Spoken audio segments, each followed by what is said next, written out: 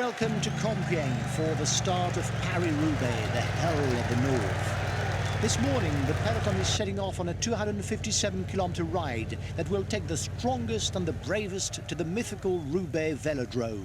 The route is beset with pitfalls, and nearly 30 cobblestone sectors lie along the way, with the first coming in Troisville at the 97-kilometer mark, the traditional starter of the day's hostilities. The renowned Trouet d'Arenberg, 2.4 kilometers long, comes after 161 kilometers in the saddle and already allows a first race hierarchy to be established. It's obviously too far from the finish for the favourites to fully show themselves, but it's a perfect point at which to launch attacking strategies with a luxury team member. Riders are slowly whittled away with each crossing of a cobbled sector, and when we reach 20 kilometers from the finish, there still remain the fearsome Canfin-Pével and Carrefour de l'Arbre, two of the most difficult sectors that often prove to be decisive, and for which riders must have kept some energy in reserve despite their exertions. Finally, if several contenders for victory still remain, it will have to be decided on a sprint in the Roubaix Velodrome, as is the case since 1943. The pack is increasing its work rate. Some teams can't be happy with the breakaway. There's a few riders jockeying for position at the front.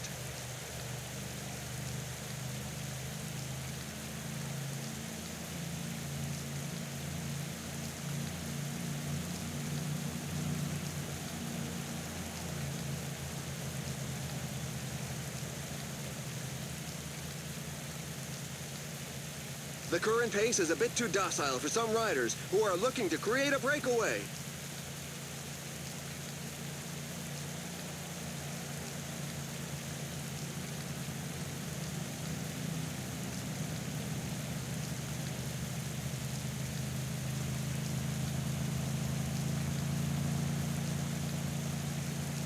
There's now more than a minute between the breakaway and the pack.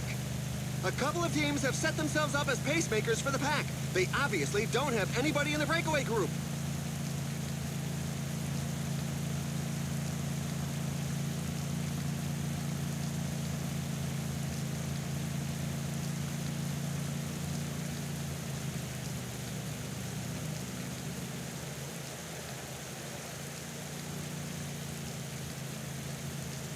The pack is slowly whittling away the lead.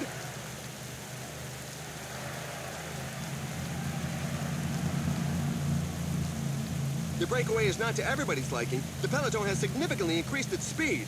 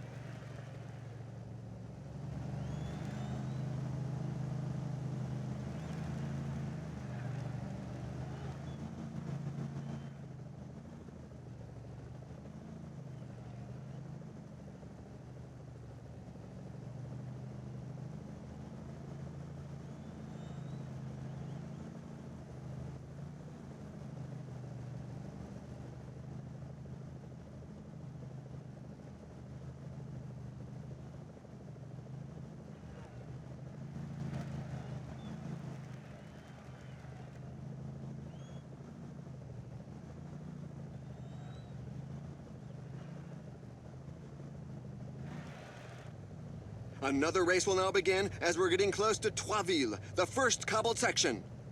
I see a rider with a flat tire. It's happened at a very bad time. Another flat tire.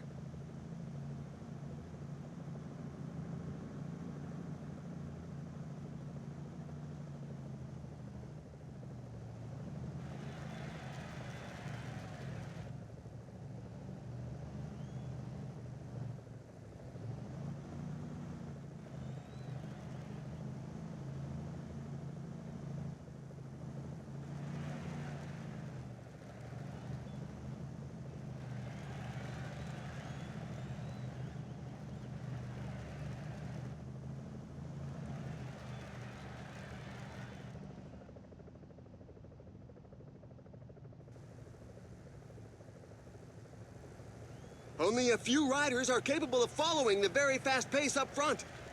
They really are moving. The pack can't get strung out too far, or it's going to start breaking up. Yet another flat tire. It seems to be catching.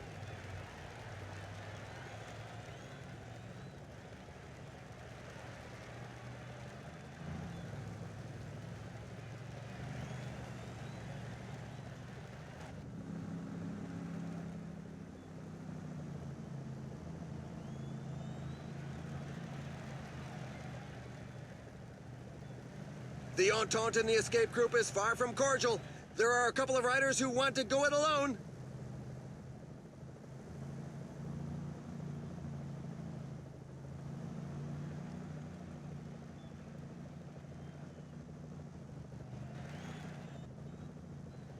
Over the cobbled sections, a rider has to up his awareness to avoid falling, and those that are on their last legs don't have the necessary physical resources to do so.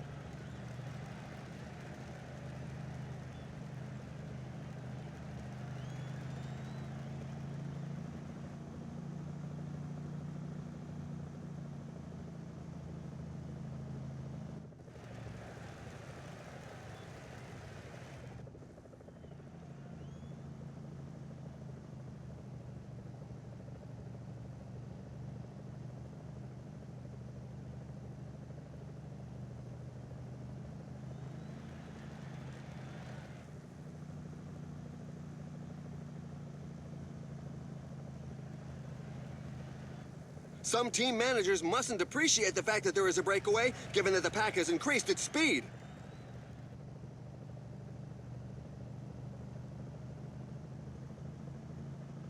There's another rider with a puncture. The sides of the road are not a tire's best friend.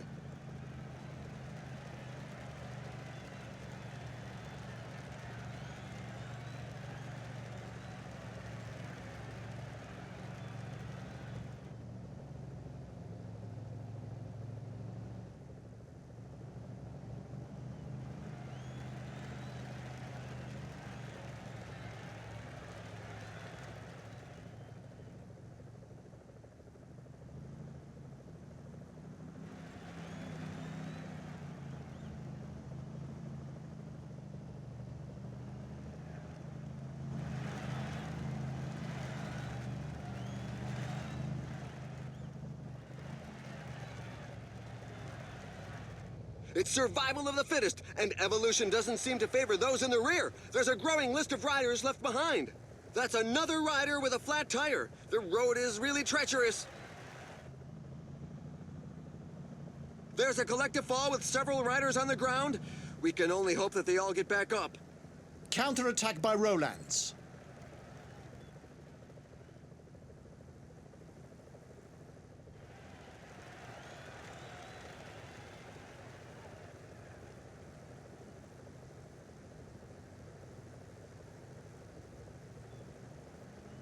Some team managers mustn't appreciate the fact that there is a breakaway, given that the pack has increased its speed. Apparently, there's another puncture. The riders really should pay more attention to their choice of tires. We're starting the last third of the race. It's always best to be in the lead when going into cobbled sections. Breaks in the peloton can happen at any moment. I think I saw a few riders on the ground.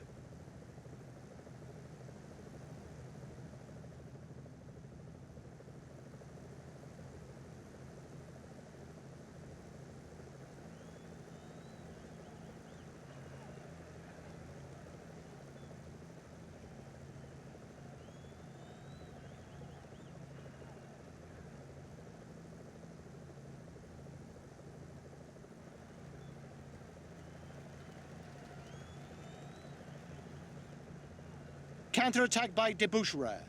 Rolands goes onto the attack.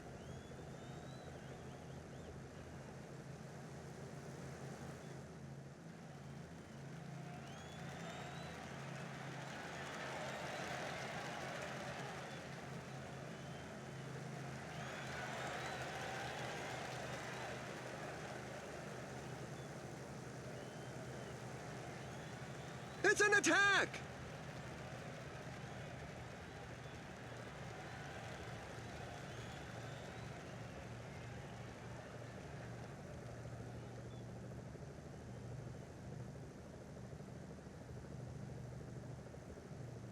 That's another rider with a flat tire. The road is really treacherous.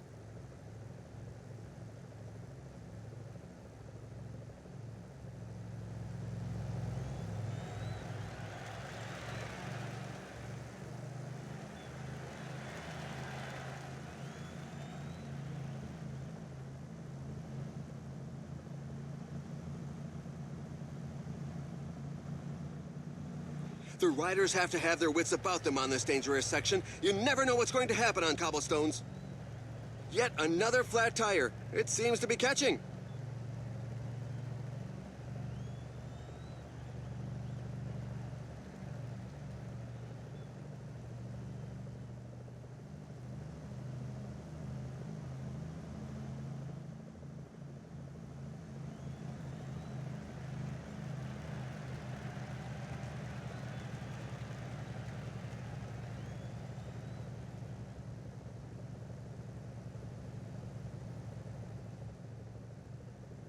There's another rider with a puncture. The sides of the road are not a tire's best friend.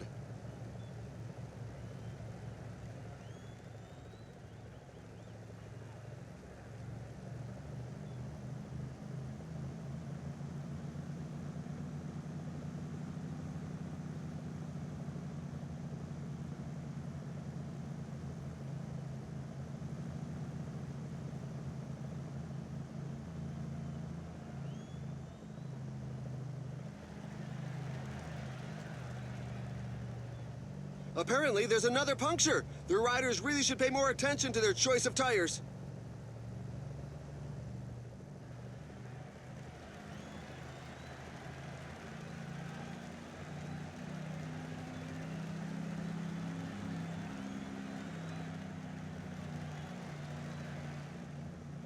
Avoiding a puncture is vital in this type of race. The cobbled sections mean that the riders use tubes that are more hard-wearing than those normally used on tarmac.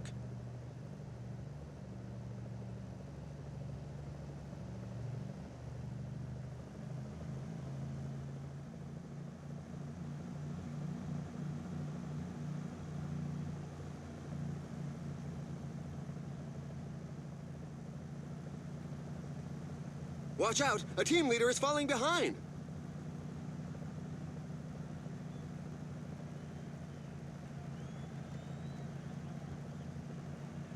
Several riders are on the ground, but it doesn't look too serious.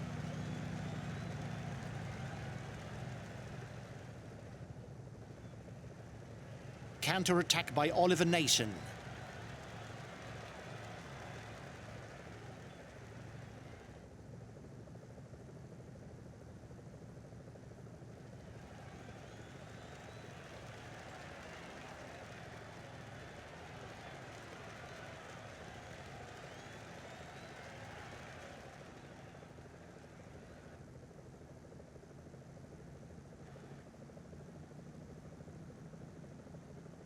Another flat tire.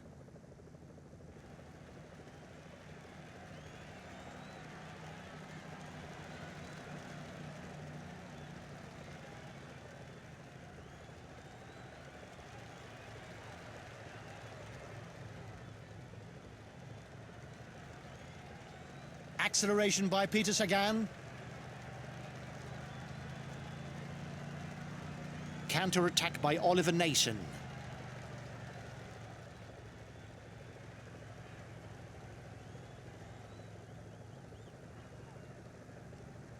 Apparently, there's another puncture. The riders really should pay more attention to their choice of tires. The riders really have to be vigilant on this cobbled section. The vibrations really take it out of you. Sagan goes onto the attack. Oh my, that's a spectacular fall!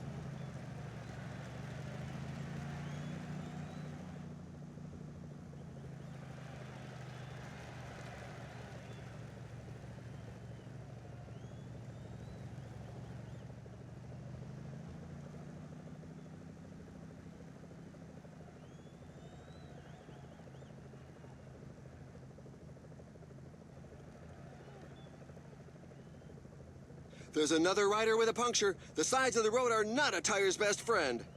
Falling behind! A team leader is falling behind!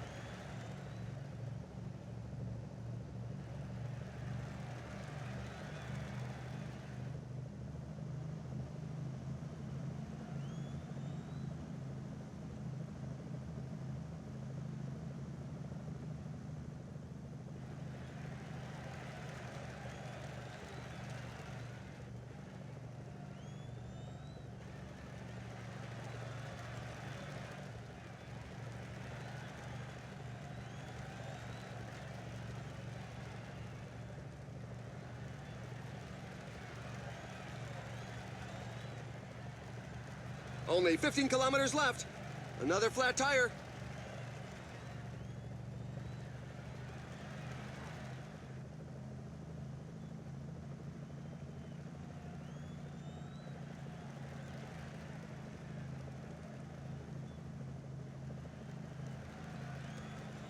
The riders are entering the last 10 kilometers of the stage.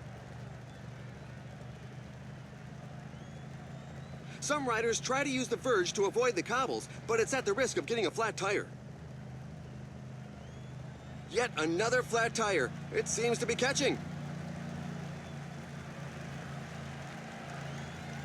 Falling behind! A team leader is falling behind!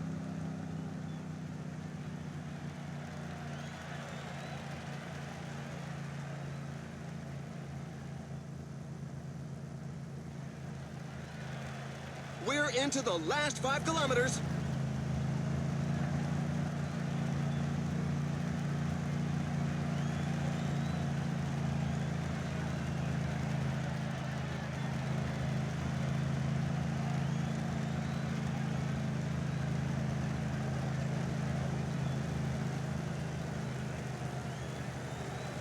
There we go. The sprint is on. The riders are setting themselves up.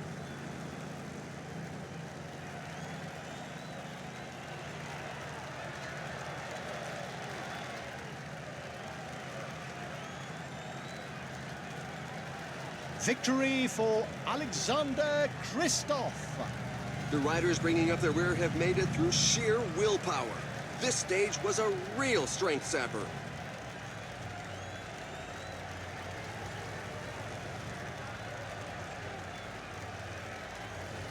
That's another rider with a flat tire. The road is really treacherous.